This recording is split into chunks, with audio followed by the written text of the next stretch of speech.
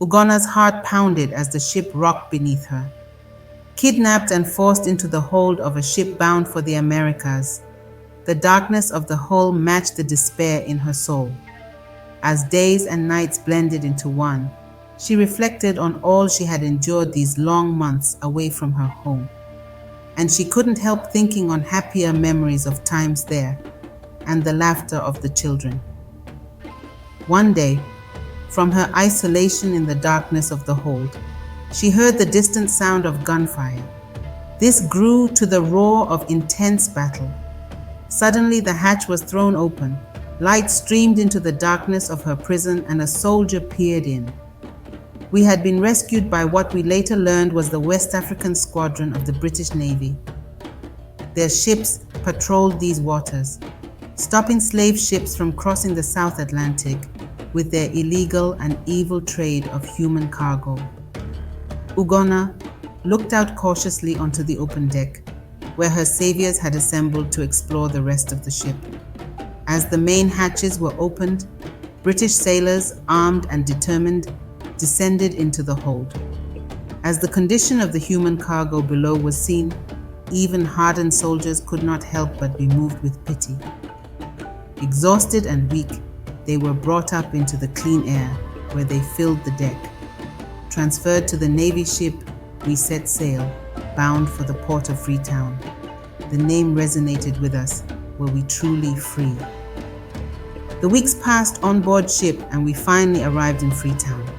Though weak and exhausted, as we neared the port, Ugonna and me wondered at the buildings and ships as we had never seen the like before.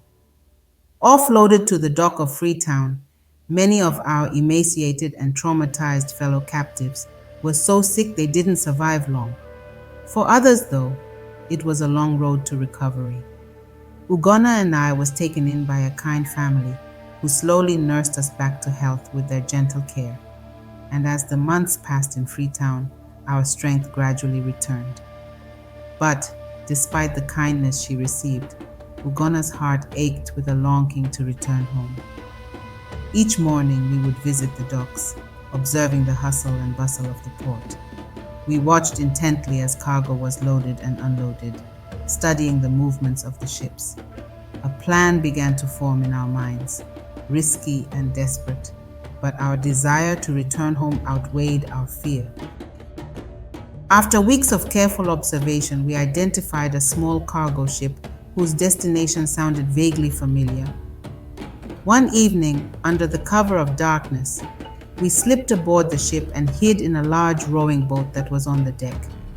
Our hearts pounding with a mix of fear and hope, we huddled together in the cramped space, pulling the tarpaulin over ourselves, praying we would not be discovered. The next morning, our journey began. Initially, our excitement masked the harsh reality of our situation. But as the days passed, hunger and thirst gnawed at our resolve. We hadn't considered how we would sustain ourselves during the voyage. One night, driven by desperation, Ugonna crept out of our hiding place in search of food. She moved silently through the ship, but our luck ran out when a crewman spotted her. He grabbed Ugonna by the arm, his grip tight and threatening. "What are you doing here?" he demanded, his voice low but menacing.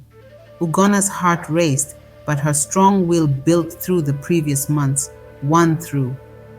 As she explained our plight in a calm voice, the crewman's eyes narrowed, but something in her plea must have touched him, and he released his grip. Being away from his family as he often was, months at sea, the kidnapping and trade in humans that took place in his own country was shameful to him, and he quietly supported by whatever he could do. And so Ugonna and I became part of the crew, by day doing the everyday chores of a ship like this, and by night we sang songs to the crew, melodies of our homeland and the hardships we had endured. As we slowly sailed up the coast, passing many small coastal villages, fronted by fishing nets and boats pulled up onto the beaches, we eventually neared a port we recognized. Our hearts skipped a beat as memories flooded back. This was the place where our nightmare had begun. While this was the nearest place to our destination, to disembark here would be a risk of recapture. So it was decided to find a small backwater nearby in which to disembark. Waiting till the cover of night, we climbed into a small rowing boat and silently made our way to the shore. Even here, could there be agents of the human trade that we could still be at risk of? Disembarking from the boat, we silently slipped into the dense forest, following the rough path, with only our lantern's guidance reflecting off dense forest as we made our way. We traveled by foot during the day and passed villages at night, resting only when exhaustion overcame us. The landscape was both familiar and foreign, each step a painful reminder of our previous journey as captives. This time, though, we were free, and that gave us the spirit to continue. One night as we traveled, we saw the distant light of campfires. Could this be a village that we are approaching? As we neared the source of the light, peering around a tree so as not to be seen, a cold chill went down our spine. Around campfires lay newly acquired captives en route to the coast. We had stumbled upon another slave train being transported to their destination. Their masters, standing menacingly, warmed themselves around campfires. We didn't breathe, knowing that any moment, if we were seen, our nightmare could begin again. Trying to stay quiet as possible, we retreated into the night. The next morning, still shaken and trying to put as much distance between us and the camp the night before, we carried on our journey. The distance, the time it had taken to reach the coast was in our minds, but our vision of seeing our home again spurred us on. Hunger and exhaustion were put aside. Finally, as the sun began to set on another long day, the distant shimmering light of our village appeared on the horizon. Tears streamed our faces, overwhelmed by the realization that we had survived and were finally returning home. As we entered the village, villagers appeared, their stares turning to gradual recognition and finally joy as they realized who we were. The village became abuzz with excitement as word quickly spread. 2 of their stolen children had returned to them. Our families, who had given up hope, were beside themselves with joy.